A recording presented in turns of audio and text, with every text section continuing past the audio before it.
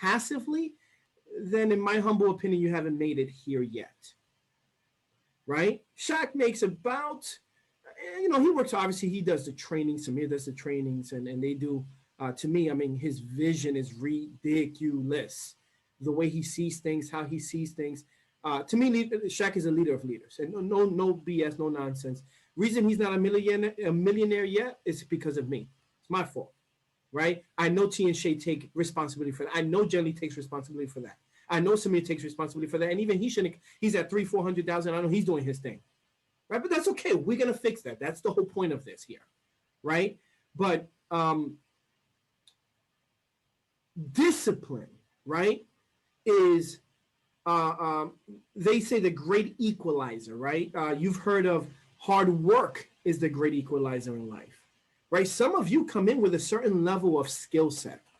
Some of you come in with a certain level of talent. Some of you came in here understanding what, how to sell and how to, you can sell, ice to an Eskimo, that kind of thing, right?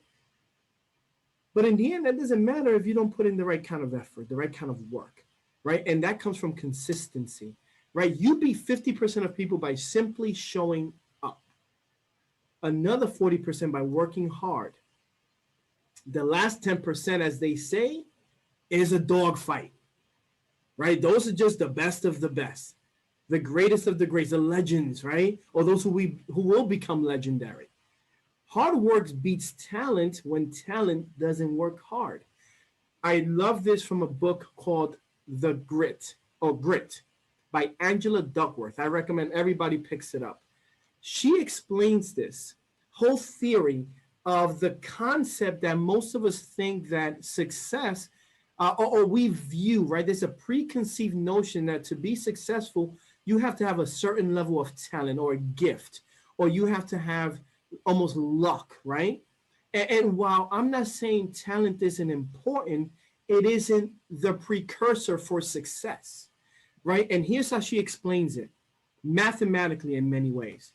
She says we all have a certain level of talent, right? Some of us have great talent in cooking. Some of us have great talent in maybe being athletic, right? Like I'm athletic naturally. Maurice, I had to help him. He was fast and all that, but he's not really naturally gifted when it comes to as an athlete, right?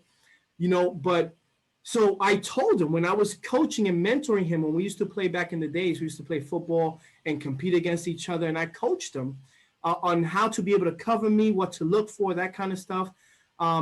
So he started putting in the effort in order to be able to cover me on the field of play. And that effort started getting him a few, successes here and there. And he ultimately developed a skill set, right? That's where skill comes from. Your level of talent, high or low, big or small, but you add effort to that talent and your skill starts to develop. Now, does that equal achievement? Not just yet, because you got to take your skill set and multiply that with another level of effort. That's where the Kobe Bryants of the world, the Michael Jordans, the Tom Brady's become legendary, because that equals achievement. That equals production. Here, you guys have all different talents. Put in the effort in getting on these trainings, but more importantly, put the effort in when you're home and you have a half hour. Listen to the trainings, practice the presentation, do it in the mirror, right? Talk to your friends. If you have a spouse, if you have a partner, interview them. Do the presentation with them. Let them become a client. Ask questions. That's how you start developing your skill set. And then you take that skill set and you go out in the QAs and on the appointments and talk to everybody. Man, I would never forget when I started in this business, my appointments were 2-3 hours long. Why? Because I covered everything I learned.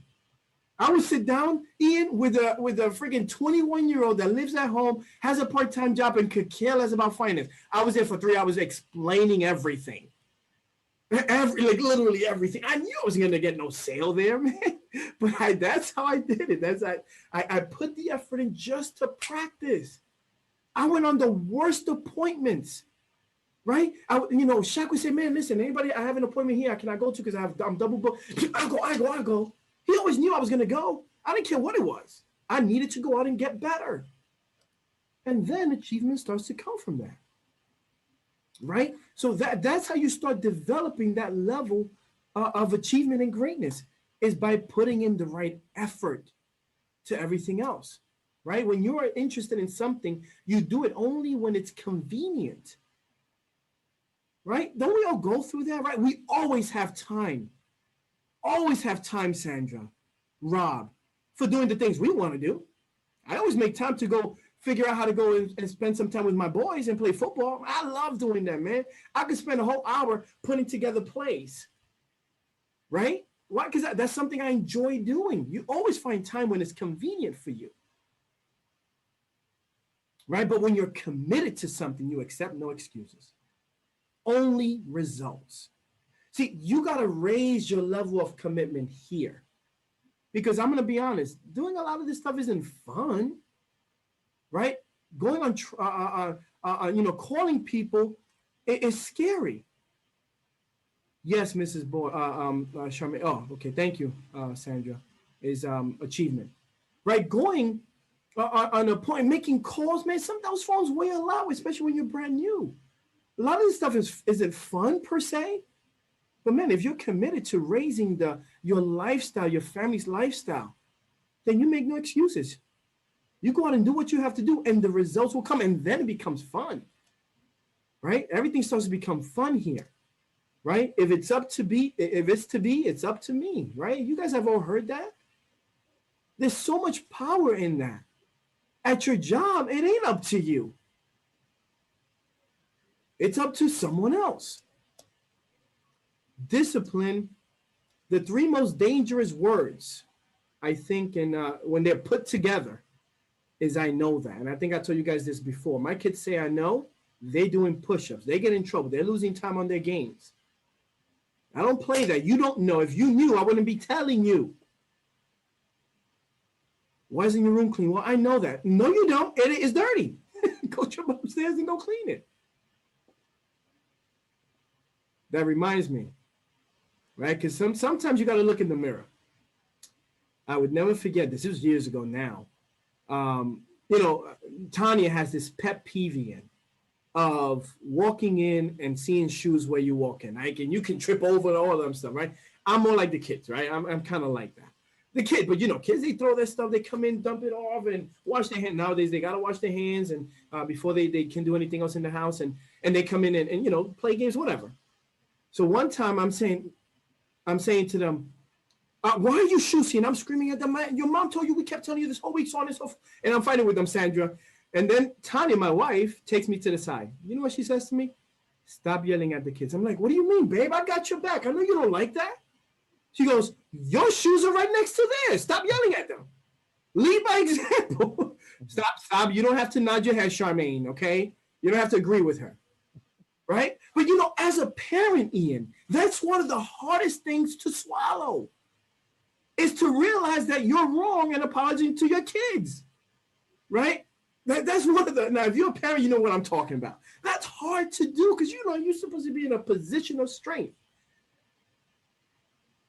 right? So I know that isn't good. Do not say that in this business. The biggest gap in the world is between knowing and doing. A lot of you know the rule of 72, but you're not doing it. A lot of you understand that whole life is horrible, right? A lot of you know that, but you're not doing it. You're not sitting down and showing people why. A lot of you know that this is the best opportunity in the world, but you're not talking to somebody because you're afraid to. Let's close that gap in this hierarchy. Man, we got to get Shaq to 1 million, man. God, that's going to feel so good when he becomes, right now it's 112, man. We got to get him to about in the 125 range. 125. That's when he has to be a millionaire. He's going to take everybody here by closing this gap, right? I could be myself, but what I wasn't enough yet. I had to get better. Do not be afraid of saying, you know what, I don't know enough. I'm not good enough. That's okay. That's okay. There's nothing wrong with that. I know I'm not good enough. I truly, in my mind, think I'm at a $250,000 to a $300,000 earner. I know I'm worth that, but you know what? The truth is, I'm not there yet. You are what your income says you are. Plain and simple, right? Sheila Bustamante is an absolute stud. That's what she just got in. That's what she's at, 11,000 this freaking month. Why? She's a freaking superstar. That's why. It's very simple. And I'm proud of her, man. And she's awesome, right? Sophia Side is going to be killing the income this year, right? Well, why not you, Ian? Why not you, Wells, Sandra, Charmaine, Rob? Why not you guys? What can you go out and do? You know, I tell my guys every month, I do, you know, making the cut. You got to make at least $500 or comma checks, right? Maurice, I know you a superstar, man. Kevin, Kenny, Tiffany, we got to step our game up. Tefan, we got to step our game up. Ruby, Juanita, right? Autrey, Mimi, we have to step our game up. Mrs. Reed, let's make this happen. Be humble or get humbled. If you've been in this business long enough like me, you've gotten humbled. That's okay. I'm cool with that. I'm cool with that. I have air in my lungs. I woke up today. My kids are absolutely healthy. They're crazy, but they're healthy, right? My boo is more beautiful than ever, right? I'm a lucky man. Guess what, man? That's okay. I'm also humbled. Let's get to work. Today is another day. That's the beauty of this business and the beauty of life. Schedule your time. This is a big one, man. Schedule your time or get used to someone else setting your schedule. If you know, there is such a, even with me, for a period of time, there was such a natural fight against working via a schedule. Because we almost feel limited, aren't we, right? There's a natural thought process that we feel limited. Do you know your whole life you worked on a schedule?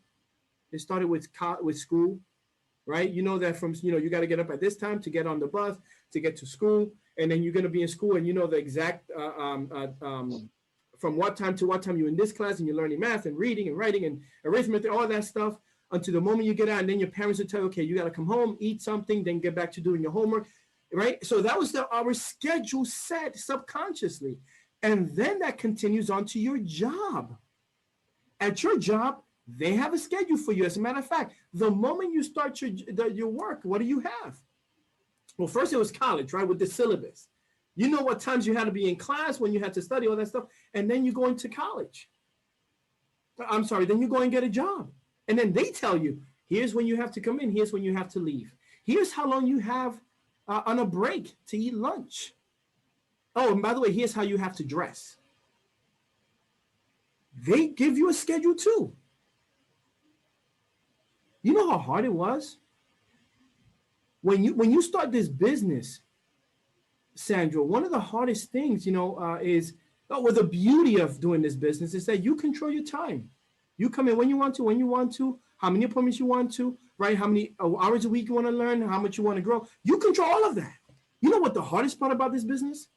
You control your time when you come in, when you leave, how long you study, right? How often you do appointments. That's the difference right there. So if you don't have that schedule in place, and that discipline behind it, is very difficult to start create a level of success, right? They say the strongest nation in the world is procrastination. Boy, that is so true. Maurice, I weigh about a little just over 200 pounds. In my whole life, I've never weighed that much. Just a little over 200 pounds. Now, I'm still faster than you, because I know you're probably at about 205 too. So I'm still faster than you. But think about that. How long I have procrastinated in working out.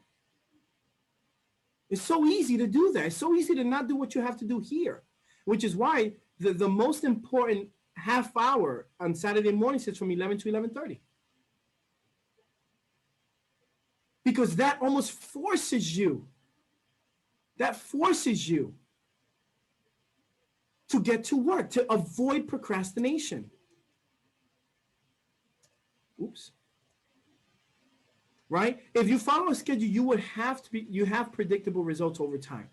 And that's talking about the numbers, right? You have a schedule, you follow the schedule, you put the time into that schedule, your results and thereby success becomes predictable over time. When you don't have that, when you're unscheduled, how easy is it to waste time? That's why, a lot of people have a level of success here part time than when they actually come in full time, Ian.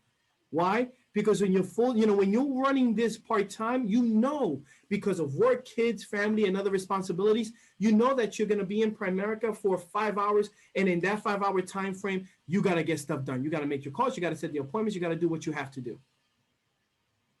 Right? So you don't waste it. You know it has to be done. The moment you quit your job to come and do this full time is the moment all of a sudden you have what? 8 hours extra. What do I do with it? If it's not running on a schedule, it's easy to waste it. And today, in the society we live today, we talk about in the beginning how the new innovations in technology has really impacted our industry of financial services. Well, the innovations in technology has also created a lot of more wasted time. Right? Anybody know what I'm talking about? Being on Facebook, YouTube, you know how fast and how quickly the time, games, right? You know how fast and quickly those time goes by? You got to lighten up in life. Most of what we take personally is really not personal. It's usually not about us. Look, when people say no to you, I'll make you a promise. They're not thinking about you afterwards. You're thinking about them. You're worried about it, right? Right, Sandra? You're concerned with that. Yeah. They're not thinking about you, Yeah. right? No, thank you. And they go on about their life, right? We're the one that holds a burden. Oh my God, can I do this business? It doesn't work. Somebody said no to me. They're not thinking about you, man. Lighten up. Treat this like a game, man. It's a sports, right? Look, you can't, you can't. Bruce Cork has a great talk years ago. He goes, that's the way it is. Don't worry about it. Move on. Somebody explained this. It was at a school, and some of you might have been there. I can't remember who it was. It's skipping my mind. But imagine you have a room of 100 people, and you ask somebody, is your birthday in June? Right, Sandra, is your birthday in June? No. No, okay. And then I asked her, Charmaine, hey, Charmaine, is your birthday in June? She goes, no. And then Rob said, no. And Wells said, no. And he says, oh, yeah, actually, my birthday is in June. Oh, awesome. Right? Guess what? If Sandra's birthday is not in June, or Wells or Charmaine or Rob, should I get up in arms about it? Oh, my God, Sandra's birthday is not in June. I don't know what I'm going to do with myself. That would be silly, right? Well, guess what? Same thing. If somebody tells you no, don't worry about it. It's their life. They have to make the choice. I love it when my teammates tell me, listen, I'm sorry, I didn't get on the trainings. Bro, don't apologize to me, man. Tell your kids I'm sorry. Tell your family, tell your goals I'm sorry. Don't apologize to me. Right? And that's how it has to be. Lighten up. I bet you, man, you'll live longer. It's cool, man. Yo, listen, my son wakes up, my 2-year-old wakes up at 2:00 this morning. And he just woke up. I don't know why he woke up this morning at 2. Actually, I'm sorry, 4:00. And man, I tell you, Charmaine, I took that moment as he wasn't whining. He wanted mom, and mom wasn't, feeling well. And I took him downstairs, and I'm trying to play with him, and he whines a little bit, but I watch him as he goes back to sleep, man. Ian, those are the moments I'm trying to treasure now, man. Like, I'm trying to enjoy that half hour, just looking at him, smelling him, touching him, kissing him. Because he's not going to be that young forever, man. Sometimes you got to slow down. Now, you can't slow down time. Time moves at the pace it's going to move. But you can slow down your perspective of that time. At 4:00, I was trying to slow down time with my son. Because it moves by quick. Lighten up. Lighten up in the world. All right? These are lessons. And some of you know exactly what I'm talking about. Lessons of life, right? It's not a one size fits all. You're talking to people, they're not there, and their goals and their conversations with you is not about what you want. It is not. This is not about you getting to your next promotion. It's not about you going to becoming an RVP or broker or running a 20 by 20 business. It's not about any of that. Or you even making money and providing for your kids. It ain't about that. It's about what they want. Finding out what they want, and you ask them what they want. Make it about them always. What are your goals, your dreams? What do you want to accomplish? Your goals and dreams are not theirs. So don't try to press that upon them. What they think is way more important than what you think. Always remember that. And I know sometimes we do it unintentional.